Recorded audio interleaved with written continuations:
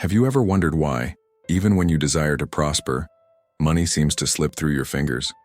Thomas Troward used to say that no one is truly poor. They simply maintain a mental pattern that repels wealth. Just as a magnet attracts the right metal, the mind also only attracts what it is in harmony with. The problem is that most people try to call money while vibrating in fear, guilt, and distrust. And the mental law faithfully responds to that vibration, pushing away what consciousness has not yet fully accepted. For Troward, money is merely a messenger of the mind. It has no will of its own, neither rewards nor punishes. It simply obeys the silent command of dominant thoughts. When someone says, "Money doesn't stay with me," or "Life is hard," they are decreeing a personal law, and the universal law confirms it. There is no morality in this, only precision. The mind sends a mold, the universe reproduces it. What man calls bad luck is simply the law's fidelity to the pattern he himself established. The secret, according to Troward, is understanding that repelling money is not a conscious act, but an emotional reflex. Every time someone thinks about wealth and feels fear, they are programming their mind to reject what they desire. The vibration says, "I want," but the feeling says, "I can't." The law, impersonal, obeys the feeling, not the word. This is why so many work hard, pray, study, and still seem stuck in the same place. Their emotions contradict their intentions. The mind cannot serve two masters. When fear is dominant, prosperity retracts. But when there is serene confidence, the flow opens. It is at this point that Troward proposes the great shift. Instead of asking for more money, purify the pattern that repels it. Observe what you feel when thinking about abundance.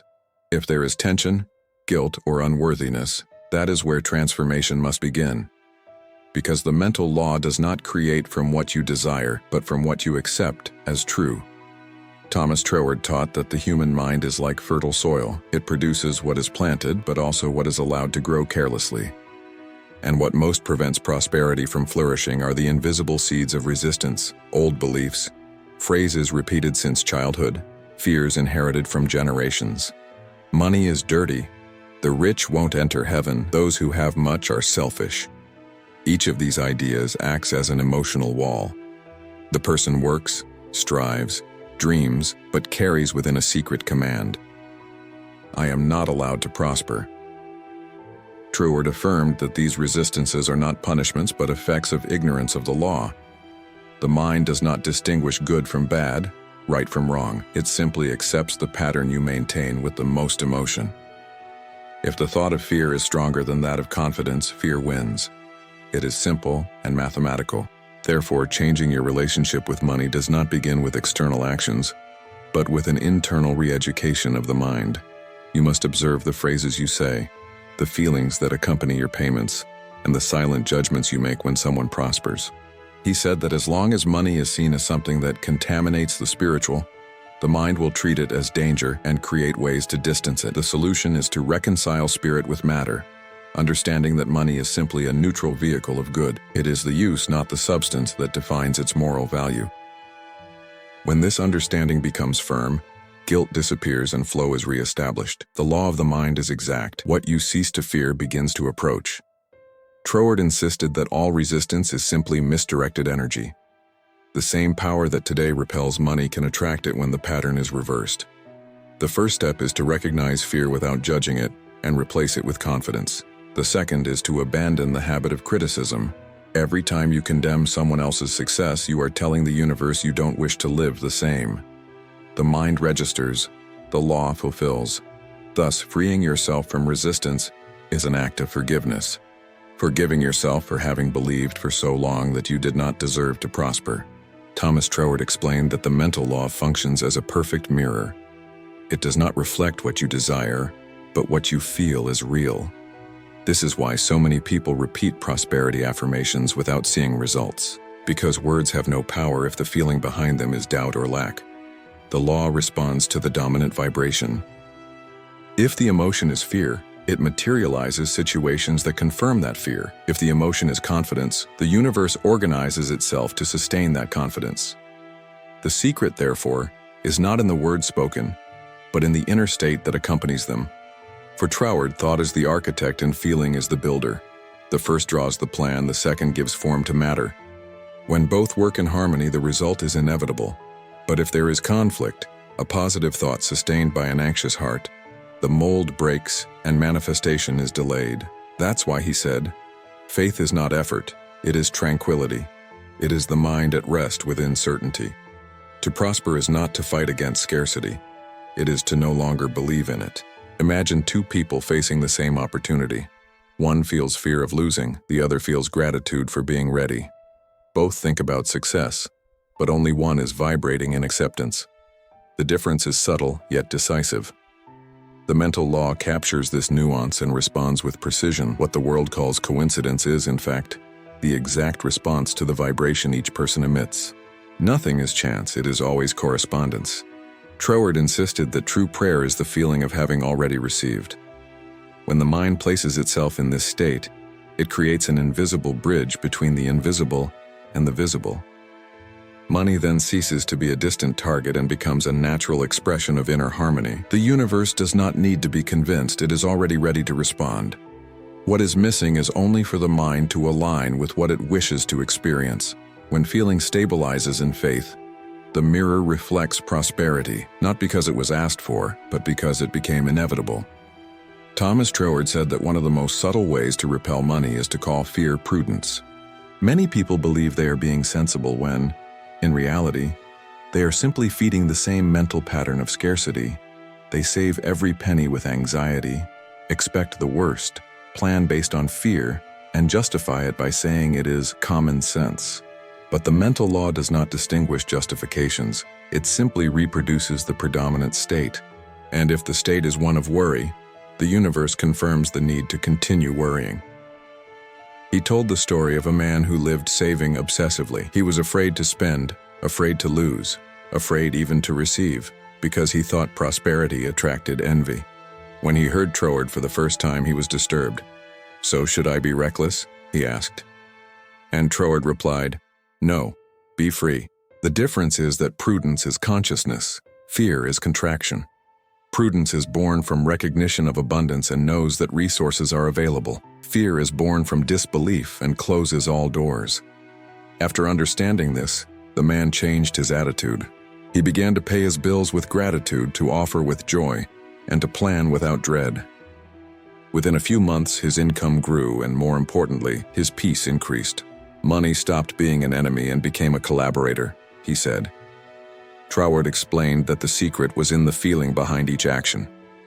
The energy with which you spend is the same that determines how money will return.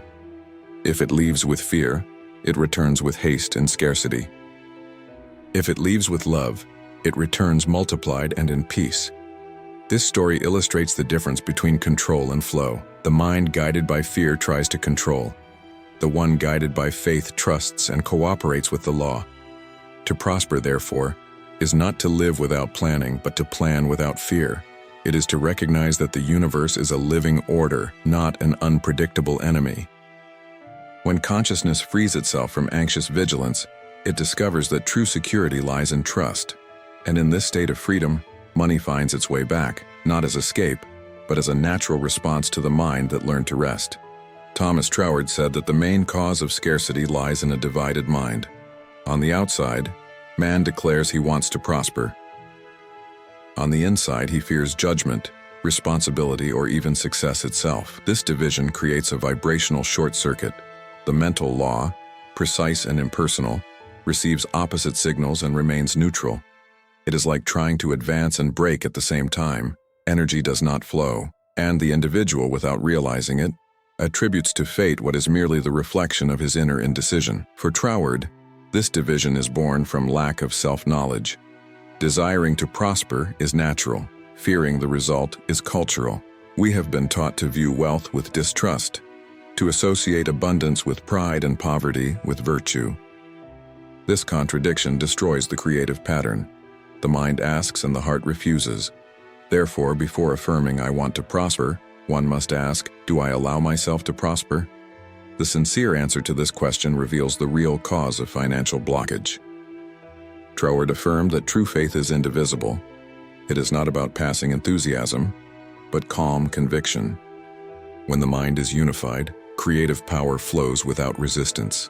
That's why he said, Wealth is the natural effect of a mind that feels at peace with the idea of prospering. This inner peace is the sign that the pattern has been accepted. From this point, action becomes inspired, decisions seem guided, and opportunities arise naturally. Life responds to balance. The spiritual work, therefore, is not to force money to come, but to remove the fear of having it. When desire and acceptance become one, the mind stops oscillating. That is when prosperity ceases to be a goal and becomes a consequence. Troward said that the universe does not understand confused requests. There is either faith or doubt. When thought and feeling say the same thing, the law acts with speed. And when the law acts, the impossible dissolves because what was once conflict has become coherence. Thomas Troward taught that gratitude is the force that converts fear into acceptance. It dissolves the silent resistance that makes money move away. When someone sincerely gives thanks, they change the vibration of the mental field. They exit the frequency of lack and enter that of abundance. The mind stops saying, "I don't have," and begins to affirm, "I receive." This simple inversion changes everything. Gratitude is the code that the mental law recognizes as permission. It is the signal that the inner door is open to the flow of prosperity. He explained that many speak of gratitude, but few practice it at the vibrational level. True gratitude is not a phrase. It is a continuous feeling of recognition of the present good. Even in difficult times, there is always something to be grateful for. And it is this focus on what exists, not on what is lacking, that adjusts the mental pattern to attract more of the same. The mind is like a mirror. When it reflects contentment, the universe amplifies the image. When it reflects lack, it amplifies the void. The choice is constant and silent. Troward used to say, "Nothing you curse can remain in your life." This applies to money. When you criticize it, judge it, or fear it, you repel it. When you bless it, you invite it to stay. Gratitude is, therefore, the most direct antidote against unconscious rejection. Each time a bill is paid, a purchase is made, or an amount reaches you, there is an opportunity to reinforce the right pattern. A simple thank you said with conviction has the power to transform the vibration of the entire environment. Therefore, he recommended transforming gratitude into a habit. Upon waking, when receiving or giving, when remembering what you have already achieved, it is not about denying reality, but re-educating perception. The grateful mind sees abundance where it once saw limitation. And this new vision is the magnet of prosperity. When the heart learns to give thanks, the universe responds in the only way it knows, multiplying the reason for gratitude.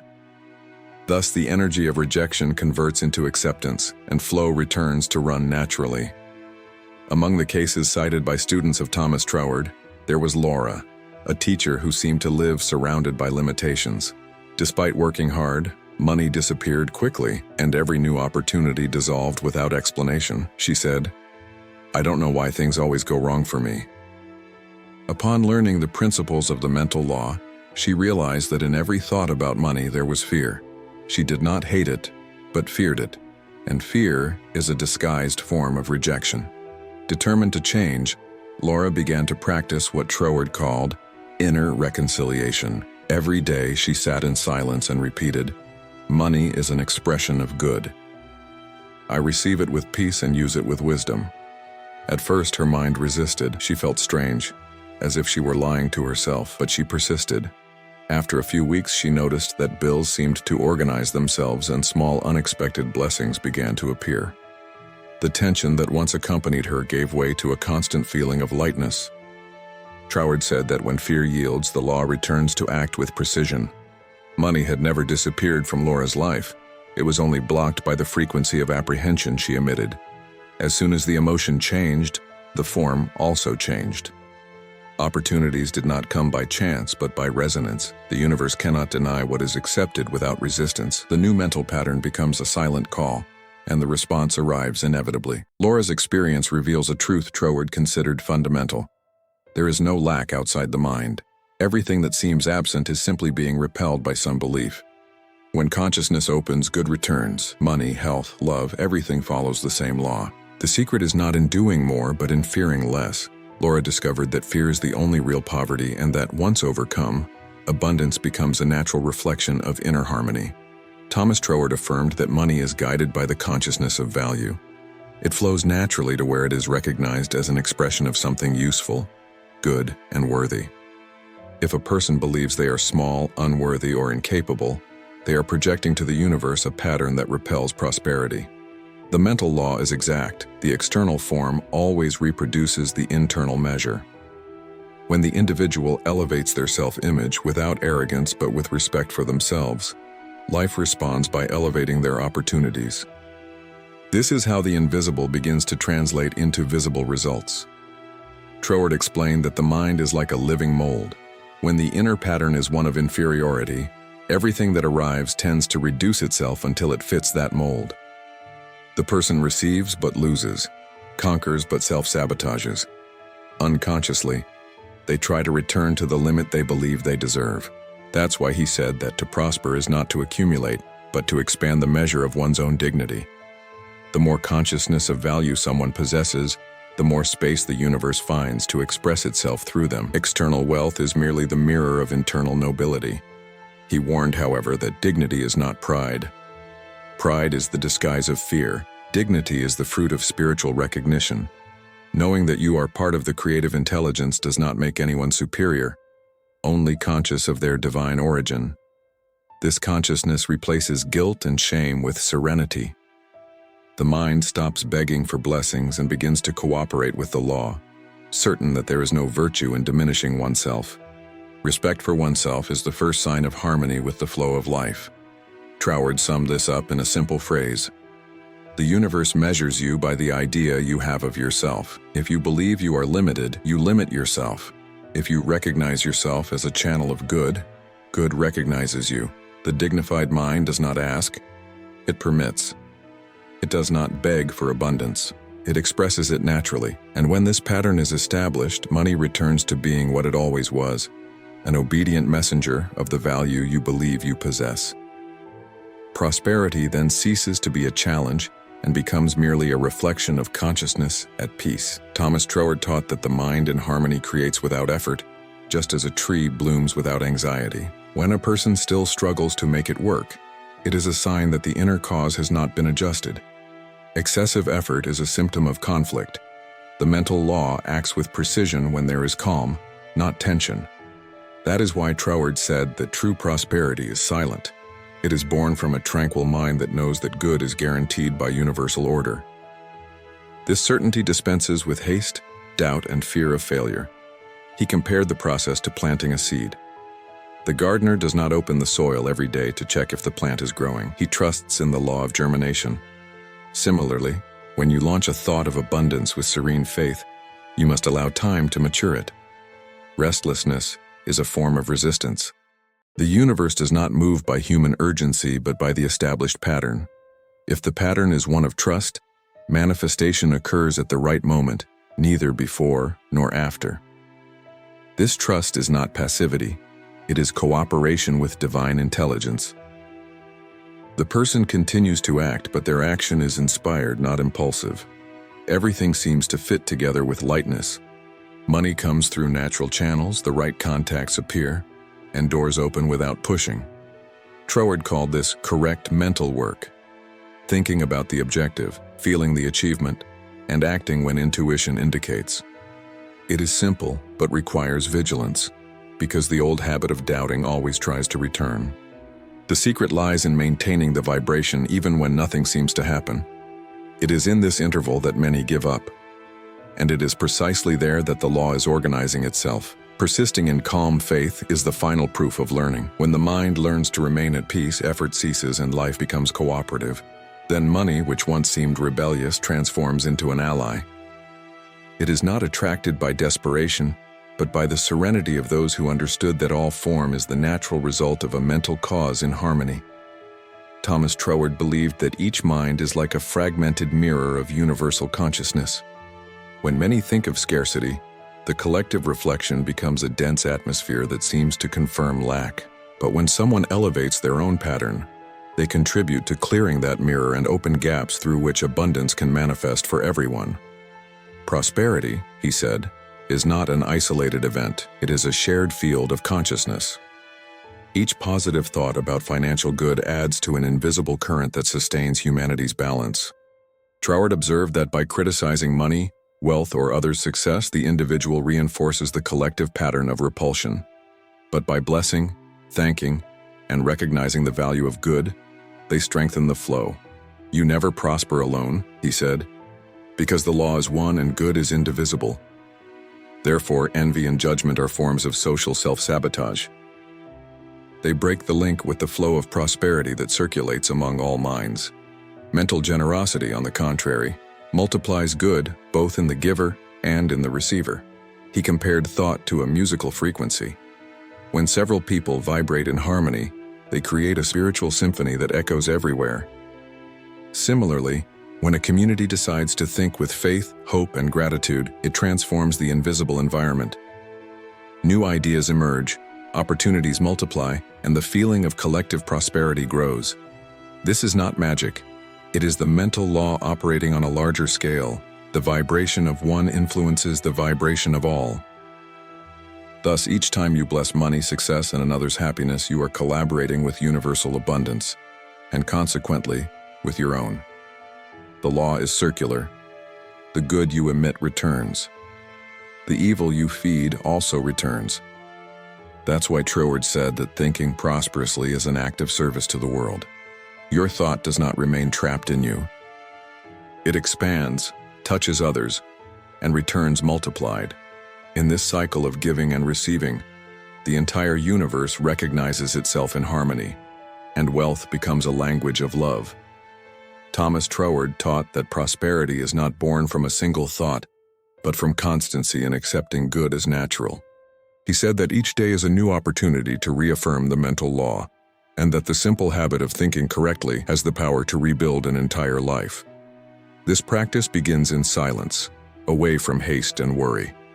It is in the moment when the mind is calm that the new pattern is planted.